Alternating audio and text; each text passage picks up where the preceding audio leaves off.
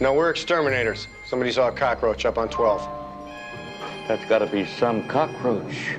Bite your head off, man. There's one fact about the Ghostbusters that no one ever seems to remember, especially when attempting to get a reboot or sequel off the ground. Ghostbusters is a horror comedy.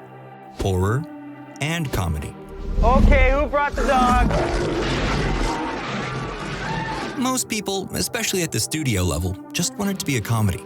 And it's easy to understand why that might be. It's more kid-friendly, more merchandise, and more opportunity for commercial upside. Franchise rights alone will make us rich beyond our wildest dreams. However, the key to the entire Ghostbuster franchise can be found in this delicately balanced moment of horror comedy timing. In fact, this sequence is so well done, it's proved almost impossible for any of the original creators to replicate, ever. Obviously, we're all aware that the original Ghostbusters is a seminal classic from the 1980s, featuring the now supreme talents of Bill Murray, Dan Aykroyd, Ernie Hudson, and Harold Ramis as the now iconic jumpsuit-sporting, proton-pack-wielding, paranormal adventurers known as the Ghostbusters. The film catapulted all of the principal participants into superstardom. For the uninitiated, the film follows a team of would-be ghost hunters as they attempt to save the world from an oncoming apocalypse. That sounds like a fairly straightforward idea. You'd think you could crank out sequels based on the idea for 50 years. They're action comedies with some light scares, right? Hey, what happened? Are you okay? He slimed me. That's great! Actual physical contact! Well, its tone is unlike any other franchise. It's horror, but not too horror. There's action, but not too much. Comedy? You got it. But it's kind of offbeat and very character-based. I hate this. I like to torture him. That's right, boys. It's Dr. Venkman. Which is exactly what escaped the creators when it came time to produce sequels. The library scene in the initial Ghostbusters film is perfect. It has all of the things it takes to build a successful Ghostbusters moment. It has clearly defined characters moving through a creepy environment, but not too creepy. All of the lights in the place are still on, and the initial scares are just ectoplasmic goo and a large stack of books. It's kid-safe, but still genuinely eerie. Additionally, this is all practical. It's all physically there. And this goes for the whole movie, really. It's stop motion, it's puppets or prosthetic makeups, real scares and real laughs. No shortcuts on either. There's genuine comedy that comes from Murray's Peter Venkman trying to get the goo off of his hands, or the intensity that Harold Ramis's Egon is surveying the environment with his scanning device. If you were to try to do that with CG, where the actor's eyes aren't lining up correctly, or on a green screen where you can't interact properly with the objects they're surrounded by, it wouldn't feel the same. To say nothing of the fact that there's a very specific patina of horror comedy that happens when the titular trio runs into when they finally meet the ghostly librarian. This is something that Ghostbusters 2 never even came close to accomplishing. Producer and director Ivan Reitman seamlessly balanced both real practical scares and screwball comedy into a tonal amalgamation that is completely unique from any other horror comedy ever produced.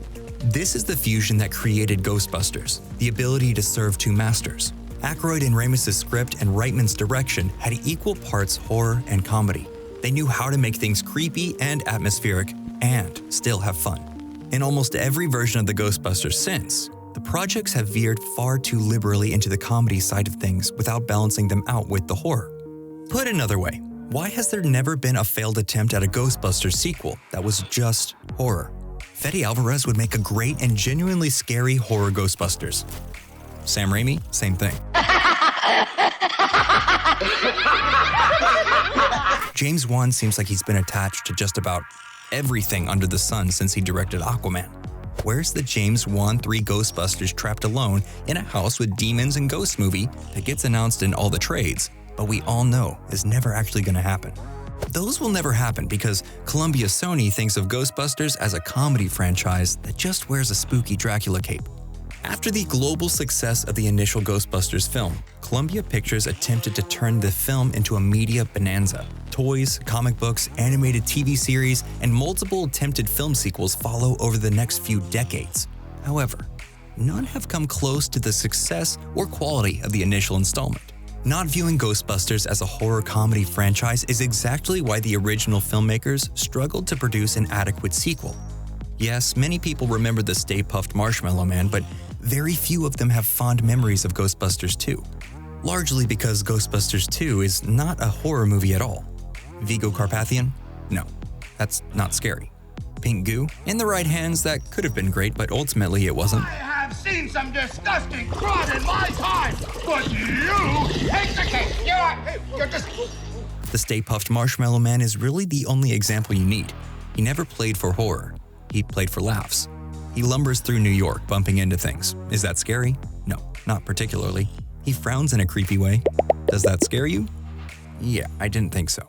The thing that works so well about the initial Ghostbusters is that they treated the otherworldly elements as alien, bizarre, and genuinely weird.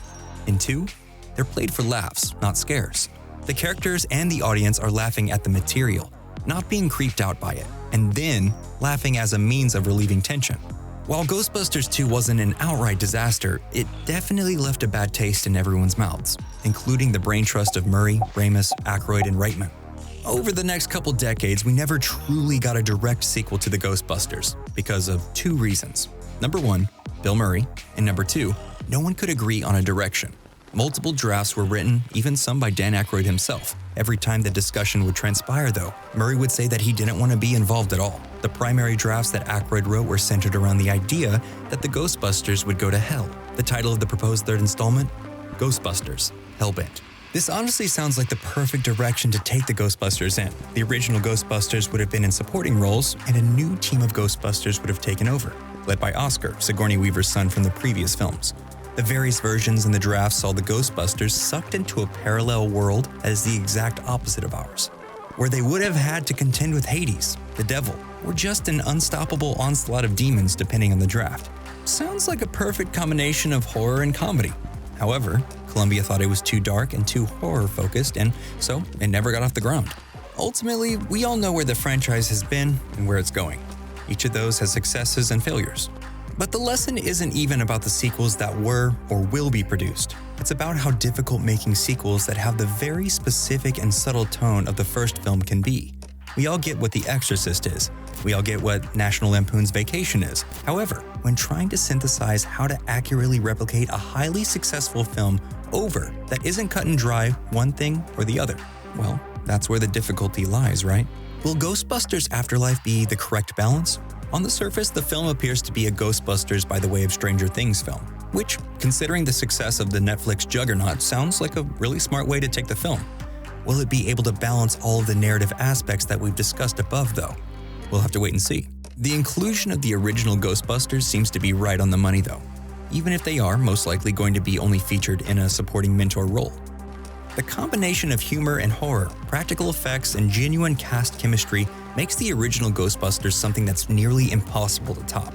It's a small, quirky film that has a conceptually huge ending, but when you think about it, it's just some dudes with car batteries strapped to their back, picking fights with stray dogs. And that would not meet the standards of what needs to be put on screen in order to rake in $1 billion at the box office these days. And maybe that's okay. Maybe the difficulty in producing more Ghostbusters films means we shouldn't.